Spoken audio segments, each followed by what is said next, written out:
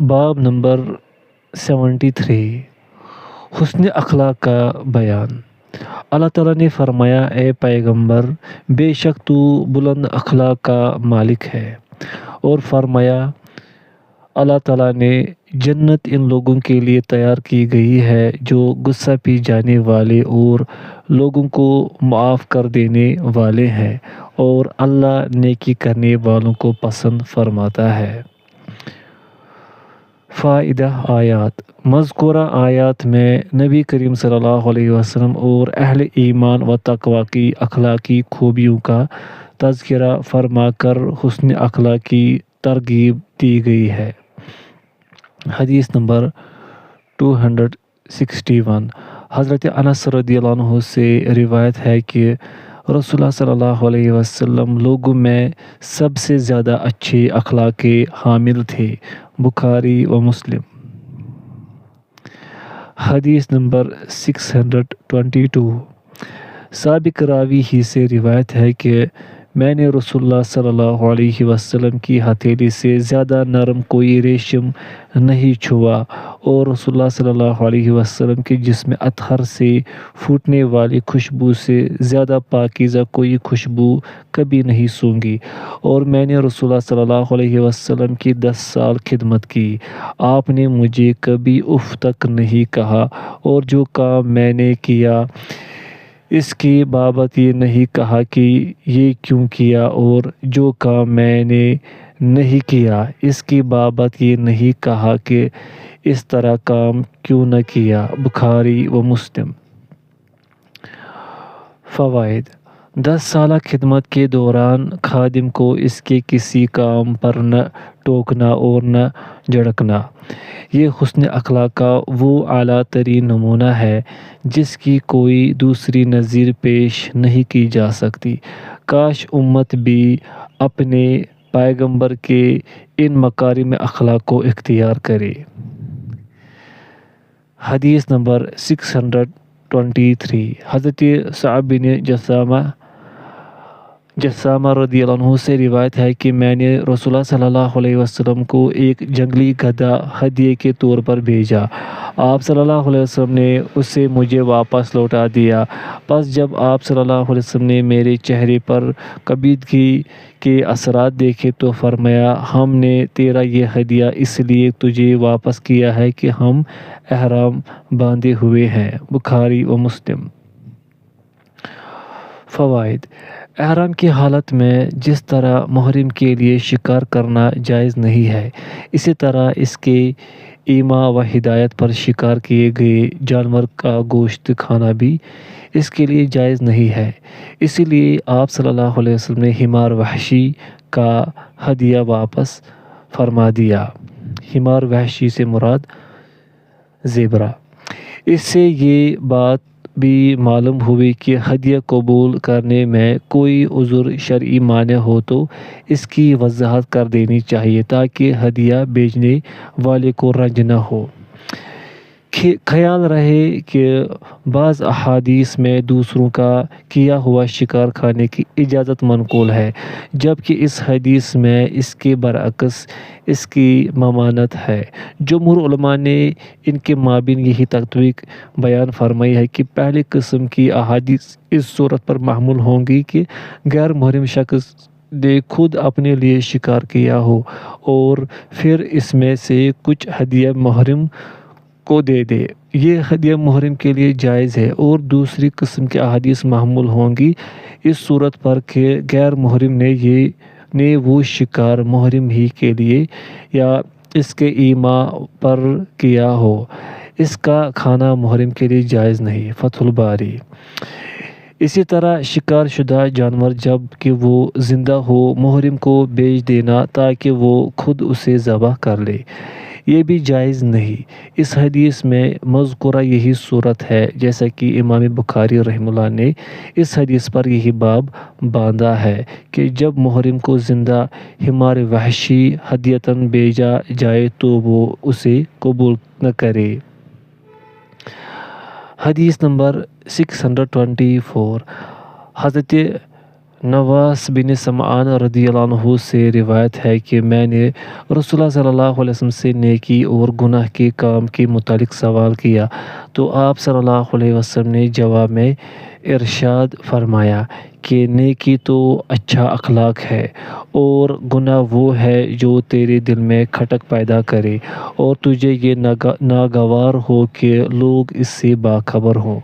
مسلم۔ فوائد۔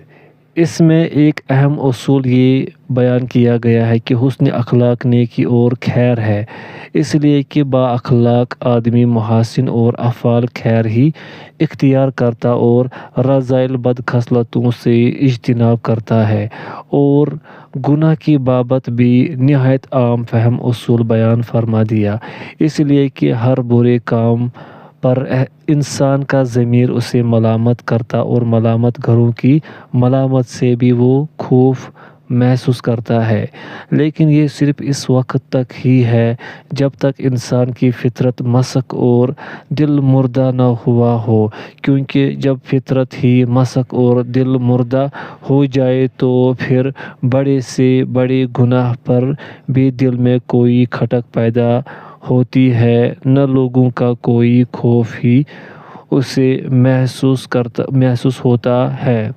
یہ ایسے ہی ہے جیسے انسان کو قوت شامہ سونگھنے کی صلاحیت صحیح ہو تو وہ تعفن اور بدبو کو محسوس کر اور سونگھ لیتا ہے، لیکن ہر وقت گورے غلاظت کے ڈھیر پر رہنے والے کی قوت شامہ اس طرح ختم ہو جاتی ہے کہ گندگی کے ڈھیر پر بیٹھے ہوئے بھی اسے بدبو محسوس نہیں ہوتی۔ حدیث نمبر 625۔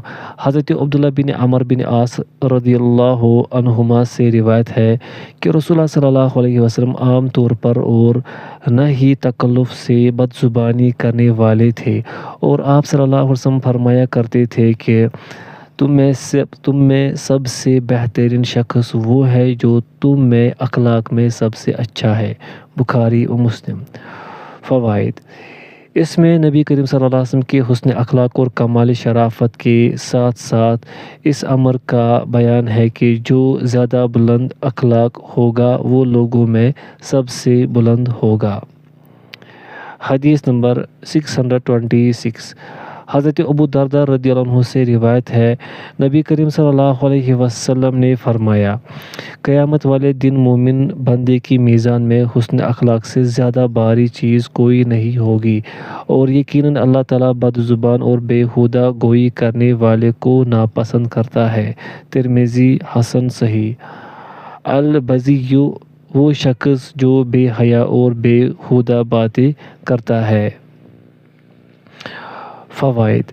حسن اخلاق قیامت والے دن سب سے زیادہ نفع بخش ہوگا، کیونکہ یہ دیگر سب عملوں سے زیادہ بھاری ہوگا، لیکن صرف اسی شخص کے لیے جو مومن ہوگا، غیر مومنوں کے لیے تو وزن اعمال ہی نہیں ہوگا۔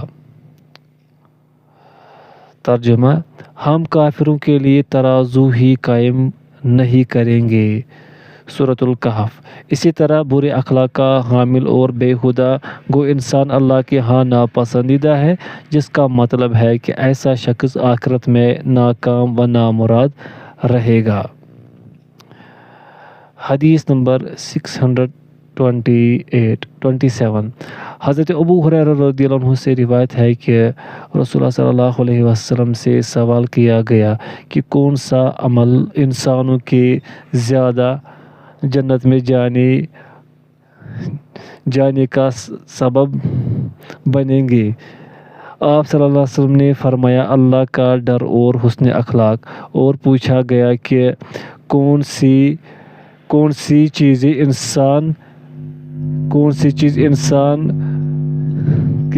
انسانوں کے زیادہ جہنم میں جانے کا سبب ہوں گے؟ آپ صلی اللہ علیہ وسلم نے فرمایا، منہ اور شرمگاہ۔ ترمذی حسن صحیح۔ فوائد۔ یہ حدیث بھی بڑی جامع ہے۔ اللہ کے ڈر سے انسان کا اللہ کے ساتھ تعلق صحیح طور سے جڑ جاتا ہے، اور حسن اخلاق سے وہ لوگوں کے حقوق میں کوئی کوتاہی نہیں کرتا۔ اس لیے یقیناً یہ دو عمل ایسے ہیں کہ جن کے ذریعے سے لوگ کثرت سے جنت میں جائیں گے۔ اسی طرح منہ سے ہی انسان کلمات کفر بکتا ہے۔ غیبت، بہتان تراشی، گالی گلوچ اور بیہودہ گوئی، یہ سب زبان کے کام ہے، اور شرمگاہ یہ بدکاری کا باعث ہے۔ اس اعتبار سے یہ دونوں چیزیں انسانوں کو جہنم میں زیادہ لے جانے کا باعث ہوں گی۔ اس لیے ہر شخص کے لیے ضروری ہے کہ وہ اپنے کو تقوی اور حسن اخلاق سے آراستہ کرے، اور زبان اور شرمگاہ کے فتنوں سے اپنے کو بچائے تاکہ اس کی آخرت برباد نہ ہو۔ حدیث نمبر 628 سابق راوی ہی سے روایت ہے، رسول اللہ صلی اللہ علیہ وسلم نے فرمایا، سب سے زیادہ کامل ایمان والے وہ لوگ ہیں جو مسلمانوں میں سب سے زیادہ اچھے اخلاق والے ہیں، اور تم میں سے سب سے بہتر وہ لوگ ہیں جو تم میں اپنی عورتوں کے حق میں سب سے بہتر ہے۔ ترمذی حسن صحیح۔ فوائد: اس میں ایمان اور حسن اخلاق کے درمیان تلامذ ایک دوسرے کے لیے لازم ہونے کا بیان ہے، یعنی جو اخلاق میں جتنا کامل ہوگا ایمان میں بھی اتنا ہی کامل ہوگا۔ گویا کمال ایمان کے لیے حسن اخلاق میں کمال ضروری ہے، اور اسی طرح بیویوں کے ساتھ حسن معاملہ کرنے والا شخص بھی سب سے بہتر ہے، جیسا کہ دوسری احادیث میں بیان ہوا ہے۔ حدیث نمبر 629 حضرت عائشہ رضی اللہ عنہ سے روایت ہے کہ میں نے رسول اللہ صلی اللہ علیہ وسلم کو فرماتے ہوئے سنا۔ آپ صلی اللہ علیہ وسلم فرما رہے تھے، مومن یقیناً اپنے حسن اخلاق سے وہ درجہ پا لیتا ہے جو ایک روزے دار اور شب بیدار شخص کے حصے میں آئے گا۔ ابو داؤد۔ فوائد: روزے دار سے مراد وہ شخص ہے جو کثرت سے نفلی روزے رکھتا ہے۔ اسی طرح قائم سے مراد راتوں کو اٹھ کر اللہ کی بکثرت عبادت کرنے والا ہے۔ ان دو عملوں کی پابندی نہایت مشکل ہے، لیکن جو ان کا اہتمام کرتے ہیں اس کا اجر و ثواب بھی انہیں اسی حساب سے بے پایا ملے گا۔ لیکن حسن اخلاق سے آراستہ شخص جو صرف فرائض کی ادائیگی کرتا ہے، مذکورہ نوافل کا اہتمام نہیں کر پاتا، وہ بھی صائم و قائم کے درجے کو پالے گا۔ اس سے حسن اخلاق کی اہمیت و فضیلت واضح ہے۔ حدیث نمبر 630 حضرت ابو امامہ باہلی رضی اللہ عنہ سے روایت ہے، رسول اللہ صلی اللہ علیہ وسلم نے فرمایا کہ میں اس شخص کے لیے جنت کے اطراف میں ایک گھر کا ضامن ہوں جس نے حق پر ہوتے ہوئے بھی جھگڑا چھوڑ دیا، اپنے حق سے دستبردار ہو گیا، اور اس شخص کے لیے بھی جنت کے درمیان میں ایک گھر کا ضامن ہوں جس نے مزاح کے طور پر بھی جھوٹ کا ارتکاب نہیں کیا، اور اس شخص کے لیے جنت کے بلند ترین حصے میں ایک گھر کا ضامن ہوں جس کا اخلاق اچھا ہوا۔ ابو داؤد صحیح۔ الزعیم کے معنی ہے ضامن، ذمہ دار۔ فوائد: جھگڑا ختم کرنے کے لیے اپنے حق سے دستبردار ہو جانا بہت بڑا عمل ہے۔ اسی طرح مذاق میں بھی جھوٹ بولنے سے گریز کرنے کا مطلب ہے کہ یہ شخص شریعت اور اللہ و رسول صلی اللہ علیہ وسلم کے احکام کو بہت اہمیت دیتا ہے، اس لیے ایسے موقعوں پر بھی جھوٹ نہیں بولتا جن موقعوں پر جھوٹ بولنے کو لوگ زیادہ برا نہیں سمجھتے، بلکہ بہت سے لوگ تو شاید اس کے جواز کے بھی قائل ہوں، لیکن اللہ تعالیٰ کو تمام حالات میں جھوٹ سے اجتناب بہت پسند ہے۔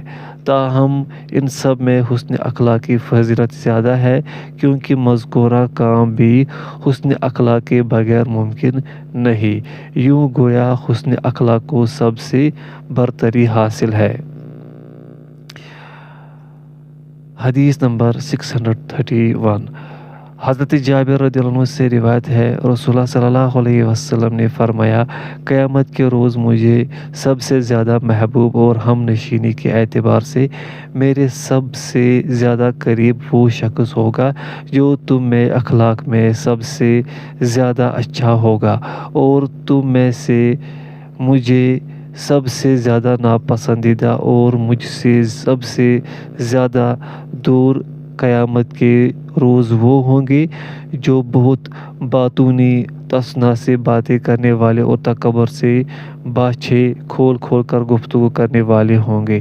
صحابہ کرام رضی اللہ عنہ نے عرض کیا، یا رسول اللہ، باطونی اور تصنع سے باتیں کرنے والے کو تو ہم جان گئے، لیکن یہ متفیہقون کون ہے؟ آپ صلی اللہ علیہ وسلم نے فرمایا، تکبر کرنے والے۔ ترمذی حسن۔ سرسار، باطونی اور تکلف سے گفتگو کرنے والا، متشدق، اپنے آپ کو فصیح اور اعلیٰ گفتگو کا حامل ظاہر کرنے کے لیے گال پھلا کر لوگوں سے لمبی گفتگو کرنے والا،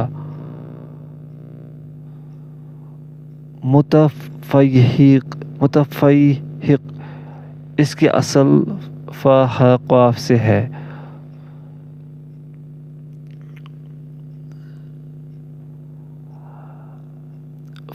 فحق سے ہے، جس کے معنی بھرنے کے ہے۔ یہ وہ شخص ہے جو بات کرتے ہوئے منہ بھر لیتا اور چوڑا کر لیتا ہے اور دوسروں پر اپنی بڑائی اور برتری جتلانے کے لیے متکبرانہ انداز سے عجیب و غریب باتیں کرتا ہے۔ اور امام ترمذی رحمہ اللہ نے حسن خلق کی تفسیر میں عبداللہ بن مبارک رحمہ اللہ کا یہ قول نقل کیا ہے کہ وہ خندہ روئی، سخاوت سے کام لینا اور کسی کو تکلیف نہ پہنچانا ہے۔ فوائد: اس میں بھی حسن اخلاق کی ترغیب اور غیر ضروری اور غیر محتاط اور تصنع و بناوٹ سے گفتگو کرنے اور اس کے ذریعے سے دوسروں پر رعب و برتری جتانے سے اجتناب کرنے کی تاکید ہے۔ گویا کم بولنا اور سادگی سے گفتگو کرنا پسندیدہ ہے، اور اس کے برعکس زیادہ بولنا اور وہ بھی دوسروں پر ہیکڑی جمانے کے لیے گفتگو میں تیزی و تراری دکھانا اور تصنع اختیار کرنا سخت ناپسندیدہ ہے۔ باب نمبر 74، بردباری، سوچ سمجھ کر کام کرنے اور نرمی سے کام لینے کا بیان۔ اللہ تعالیٰ نے فرمایا، اور غصے کو پی جانے والے اور لوگوں کو معاف کر دینے والے اور اللہ نیکوکاروں کو پسند کرتا ہے۔ اور فرمایا، اللہ تعالیٰ نے عفو و درگزر کو اختیار کر، نیکی کا حکم دے اور جاہلوں سے اعراض کر۔ نیز فرمایا، نیکی اور برائی برابر نہیں ہوتی، برائی کو ایسے طریقے سے ٹال جو اچھا ہو، تب وہ شخص کی تیرے اور اس کے درمیان دشمنی ہو، ایسے ہو جائے گا گویا کہ وہ گہرا دوست ہے۔ اور یہ بات انہی لوگوں کے حصے میں آتی ہے جو صابر ہوتے ہیں، اور ان کو نصیب ہوتی ہے جو بڑے نصیبے والے ہوتے ہیں۔ اور فرمایا، اللہ تعالیٰ نے، اور وہ شخص جس نے صبر کیا اور معاف کر دیا، یقیناً یہ بات ہمت کے کاموں سے ہے۔ فائدہ: آیات۔ ان آیات میں اہل ایمان کو صبر و تحمل اور عفو و درگزر اختیار کرنے کی تلقین کی گئی۔ اس کا دنیاوی فائدہ یہ ہے کہ دشمن بھی دوست ہو جائیں گے، اور اخروی فائدہ یہ ہے کہ اللہ کی رضامندی حاصل ہوگی۔ حدیث نمبر 632، حضرت ابن عباس رضی اللہ عنہما سے روایت ہے، رسول اللہ صلی اللہ علیہ وسلم نے اشج عبد القیس سے فرمایا، تیرے اندر دو خصلتیں ایسی ہے جن کو اللہ تعالیٰ پسند فرماتا ہے، بردباری اور سوچ سمجھ کر کام کرنا۔ مسلم۔ فوائد: اشج عبد القیس، ان کا نام منذر بن عائذ یا منقذ بن عائذ تھا رضی اللہ عنہ۔ عناد کا مطلب ہے جلد بازی کے بجائے سوچ سمجھ کر کام کرنا۔ اس میں گویا صبر و حلم اور عناد کی ترغیب ہے۔ علاوہ ازیں منہ پر تعریف اور خوبی بیان کرنے کا بھی جواز ہے، بشرطے کہ صاحب تعریف کے غرور میں مبتلا ہونے کا اندیشہ نہ ہو اور اس طرح کی تعریف میں کوئی خاص مصلحت اور فائدہ نظر آتا ہو، نیز دوسروں کے لیے خوبیوں کو اپنانے کی ترغیب کا پہلو ہو۔ حدیث نمبر 633 حضرت عائشہ رضی اللہ عنہا سے روایت ہے، رسول اللہ صلی اللہ علیہ وسلم نے فرمایا، اللہ تعالیٰ نرمی کرنے والا ہے اور ہر معاملے میں نرمی کرنے کو پسند فرماتا ہے۔ فوائد: نرمی سے بھی انسان ایک دوسرے کے قریب آتے ہیں، اس لیے نرمی بھی اللہ کو بہت پسند ہے۔ حدیث نمبر 634 حضرت عائشہ رضی اللہ عنہا ہی سے روایت ہے، نبی کریم صلی اللہ علیہ وسلم نے فرمایا، بے شک اللہ تعالیٰ نرمی کرنے والا ہے، نرمی کو پسند فرماتا ہے۔ نرمی پر وہ جو کچھ عطا فرماتا ہے وہ سختی پر اور اس کے علاوہ کسی چیز پر عطا نہیں فرماتا۔ مسلم۔ فوائد: نرمی کے مقابلے میں سختی ہے۔ آپس کے معاملات میں سختی کی بجائے اللہ کو نرمی پسند ہے اور اس پر وہ جو اجر و ثواب دے گا وہ سختی اور اسی طرح کی کسی چیز پر نہیں دے گا۔ البتہ دین کے معاملات اور حدود الہیہ میں نرمی سخت ناپسندیدہ اور سختی یعنی مضبوطی سے دین پر جمے رہنا پسندیدہ امر ہے۔ حدیث نمبر 635 حضرت عائشہ رضی اللہ عنہا سے روایت ہے، نبی کریم صلی اللہ علیہ وسلم نے فرمایا، جس چیز میں بھی نرمی ہوتی ہے وہ اسے زینت دار بنا دیتی ہے اور جس سے یہ نکالی جاتی ہے اسے عیب دار کر دیتی ہے۔ مسلم۔ فوائد: نرمی ایسا زیور ہے کہ اس سے آراستہ شخص لوگوں میں بھی ہر دل عزیز اور مقبول ہوتا ہے اور عند اللہ بھی محبوب، اور جو اس زیور سے محروم ہوتا ہے وہ تو لوگوں کی نظروں میں عیب دار چیز کی طرح حقیر اور عند اللہ بھی ناپسندیدہ ہوتا ہے، اس لیے کہ نرمی مکارم اخلاق میں سے ہے اور اللہ کے ہاں حسن اخلاق کا بڑا درجہ ہے۔